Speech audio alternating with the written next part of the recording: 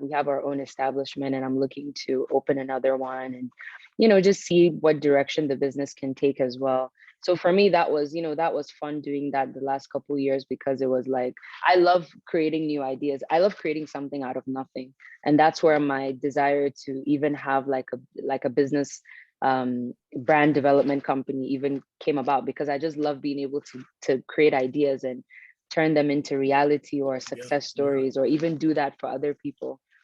So, the restaurant's here and is doing well. And in the beginning, I was a little bit worried. I was like, well, Nigerians, I mean, how are they going to respond to waffles and chicken?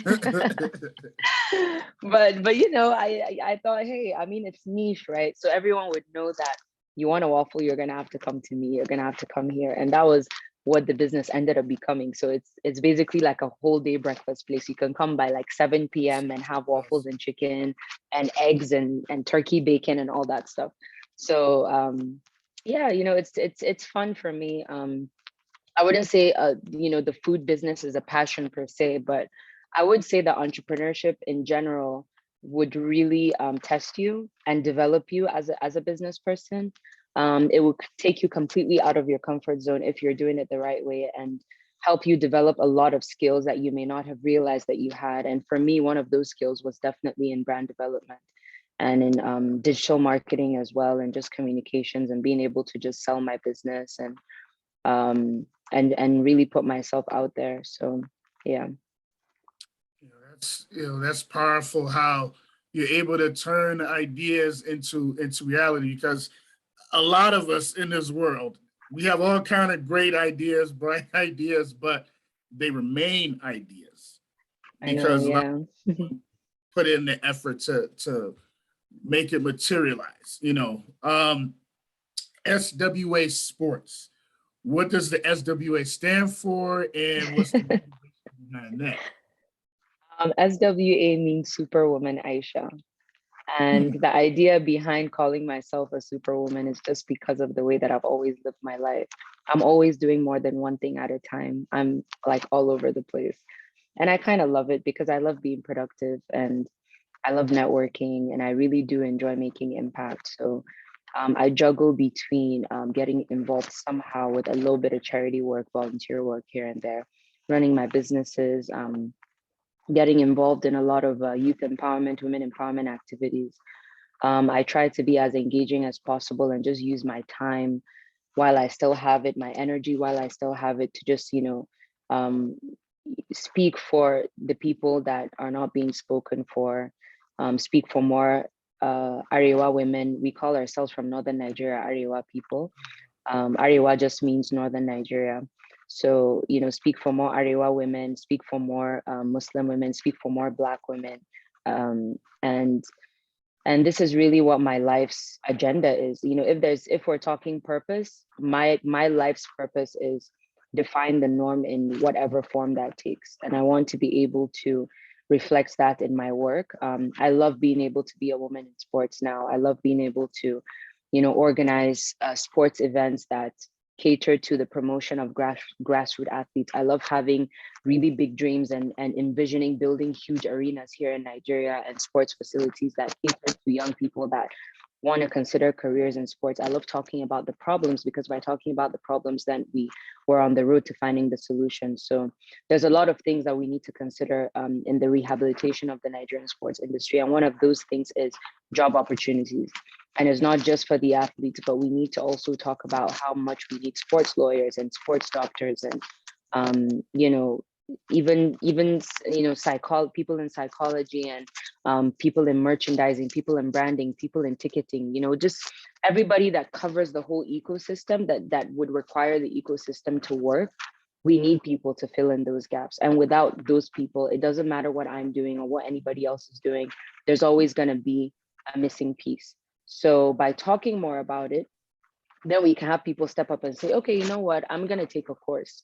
I'm going to get a certificate. I'm going to specialize in this because I see the potential for sports in Africa, and I'm going to invest in myself, and I'm going to come back and I'm going to serve this continent. And this is what the mission is for me. So I have a very small team. We're all, I would say, young people. We're all passionate about sports, but what I'm really trying to do is I'm trying to collaborate with the bigger organizations and see what we can actually do, in Nigeria, in Africa, to not only develop the athletes, but to fix the ecosystem. We need to make provisions for a lot of things that are missing. And this is really why the company was created. I was just observing the industry for so long. I saw BAL forming. I saw all these Nigerian athletes winning championships every year, and I'm just like, what the hell, man? Like, what are we doing about the athletes in Nigeria? We have Kamaru Usman in the UFC and Israel, and we have all these guys in the NFL and the NBA. Last season of the NBA was the highest drafts of Nigerians. We had about 8 Nigerians drafted in the league. Now NFL Africa has just launched in Ghana, literally like last weekend. Wait. NFL Africa? Yeah. I'll share the page with you when we get off this call. I'll share the page with you on Instagram. Ooh. NFL Africa have literally just set up in Ghana. They just set up like a couple of days ago. Oh my! So now goodness. they're running Aisha. camps, and they're gonna start recruiting out of Ghana. So I saw this happening, and I'm seeing, what Masai is doing with Giants of Africa, and NBA Africa opened up an office here in Lagos as well. So I'm just like, okay, something's happening with sports in Africa, and in the next 5 years, it is going to take off. And I want to be a part of that, because I kept talking to people about it. I'm like, guys, we need to talk about sports as a way out for this country. We need to get kids off the streets. We see all these boys with all this natural talent. What are we doing about it, right? Like, if you don't begin to invest in the people and consider the people as a solution for the problems of the country, then you're not serious about, ridding the country of the problems. So I just saw all this happening, and I'm like, you know what? I want to take the sports thing seriously. I'm just going to start a company. So I started the company, and I said, the best way for me to get the attention of people is, how Nigerian, I'm sure you know a couple of Nigerians. So as people, we got to eat and we need to be entertained, so this is just how we are. So no matter what is going on in Nigeria as a country, everybody's got to eat and everybody wants to just have a good time. So I thought, well, events is a great way to kind of get into the industry, because it is easy to kind of sell anything through events. You can pass important messages. You can build a lot of connections. You can get a lot of partnerships. So right now what we're doing is we're organizing events that are not specific to one single sport, but we're focusing on the most populous sports and the ones that are the most promising in the country and on the continent. We have a combat sports events brand called Fight Nights, and through Fight Nights, we promote boxing, wrestling, mixed martial arts, some of the local combat sports here in Nigeria as well. And then we have Game Day, and Game Day is to promote the court and the field sports like basketball and soccer and American football, which is actually growing a lot in Nigeria.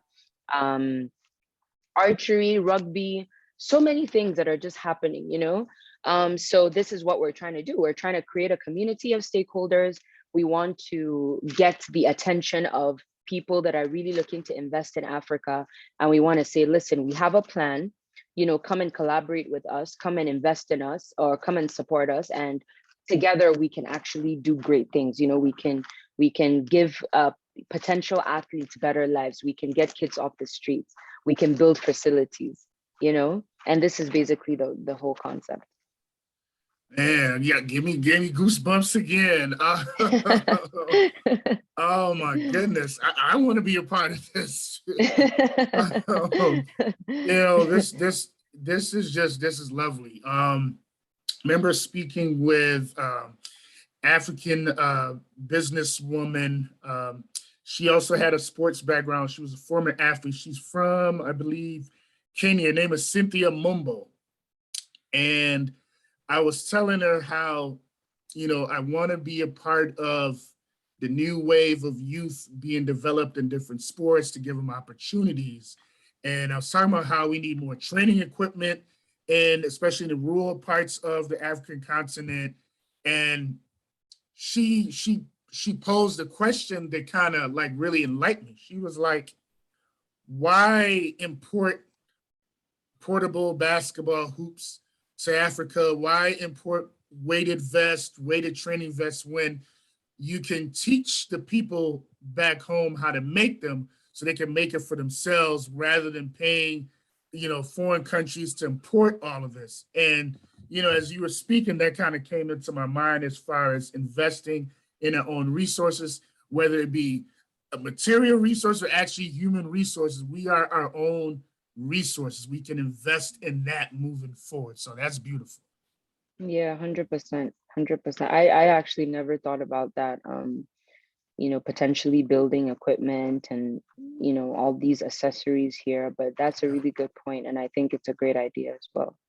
Yep, as we got the raw goods, as you're seeing, you play ball, those resistance bands that you see, we Yeah, have the material, obviously in the motherland to make our own resistance bands, a lot of our own training equipment anyway, yeah.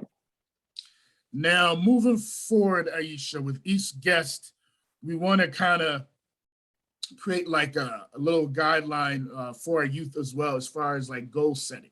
Where does Aisha see herself in 5 years? What's the goal? What's the main goal? In 5 years, I would have definitely built a few facilities across the continent. Um, I would have definitely collaborated on either running or operating a sports camp or a basketball camp, something of that nature, either in Nigeria or somewhere else. I would have grown the company to the point where our partnerships are very strong and we're able to have at least a couple events across the continent in a year, maybe like one event per quarter or something. This is something that I'm looking to do from next year. But I think what I'm prioritizing the most really is in terms of those facilities. I look at what we have right now, and even as somebody that produces events, and we don't really have any options. This isn't an area that anybody is looking at. I do see people, trying, and there's, football stadiums and little astroturf football, things being built left, right. But we need sports and recreational facilities so that, being in Senegal, right? One of my observations was sports was embedded in their culture, daily culture. It's like 5 p.m. you see people jogging on the streets and people working out at the beach, and you see a coach and some kids, and it was daily. It was every single day I saw this, and I thought to myself, this is why y'all won AFCON, because this was like right after AFCON, and I'm like, this is why you Okay. guys won AFCON, because you take sports development so It's part of the seriously. culture. It Yeah. is in your culture. You have the pedestrian walks, you have the beachfront, you have a country and cities that are supportive of that mission. And then you have Rwanda, you have a president like Paul Kagame that has put sports development at the forefront of change in his Okay. country and is empowering his people so much to